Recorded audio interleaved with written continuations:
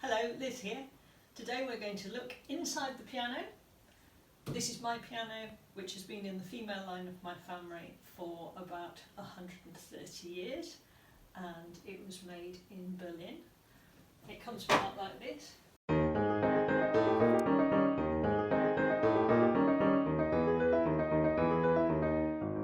we could just have a close-up, the top half and the bottom half. The piano makes its sounds from these wires, referred to as strings, although they're made of wire, and you can see they fit into this harp-shaped iron frame. So it's like two harps that overlap with each other. And if you imagine this is the kind of shape that a grand piano has when it's lying down, so this is an upright piano, so the strings are strung like this. This is made of iron, it's a very strong frame. And you can see how the strings are at an angle, so they cross over each other. That's called an overstrung piano, and it means you can use longer strings, and so you get a deeper tone. So the best pianos are iron framed and overstrung. So down here at this end, we have the longest and thickest strings for the lowest notes on the piano. And there's just one string for each note. When we get to here, it turns into two strings for each note. And then when we get up here, we have three separate strings for each note. And that just means that the notes up here don't get completely overshadowed by the notes down here with the big thick strings.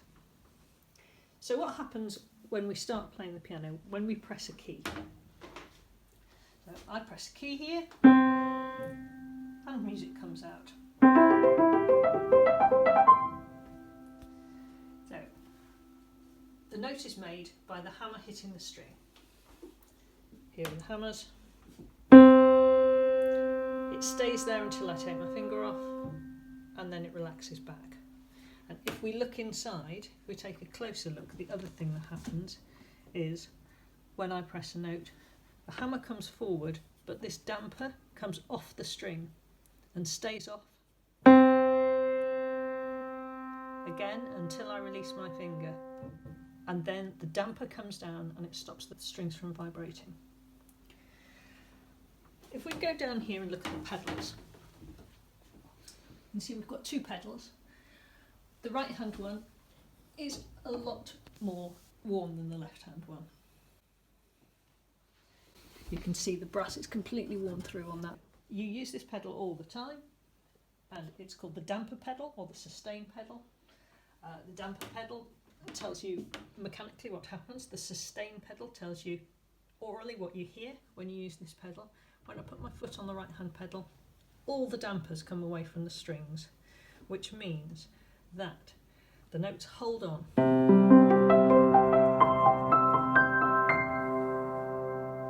until I let go of my foot, and then all the dampers come down again. So it's great. It means that you can hold a note on with your foot down here while you play some notes that you couldn't possibly reach with one hand. But the bad thing is if you keep it down and then you play lots of notes, all the dampers are off all the strings, so it all mushes together into a really kind of muddy sound. So you use the damper pedal by putting your foot up and down pretty much all the time to get the effect that you want. The other pedal, the left pedal, is called the soft pedal or the una corda pedal. You're allowed to call the left pedal the soft pedal, but don't call the right pedal the loud pedal, because this does make everything softer. If I put my foot on the left pedal, the whole mechanism tips forward, so it's much closer to the strings. So whatever I do,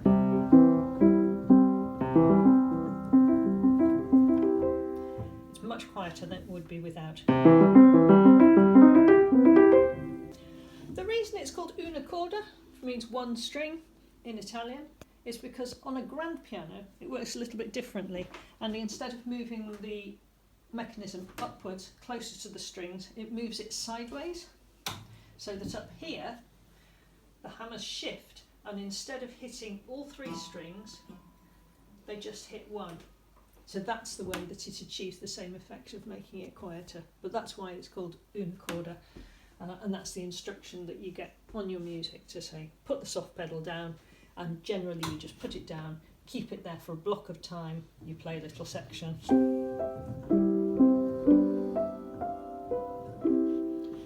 Before reverting to your normal volume.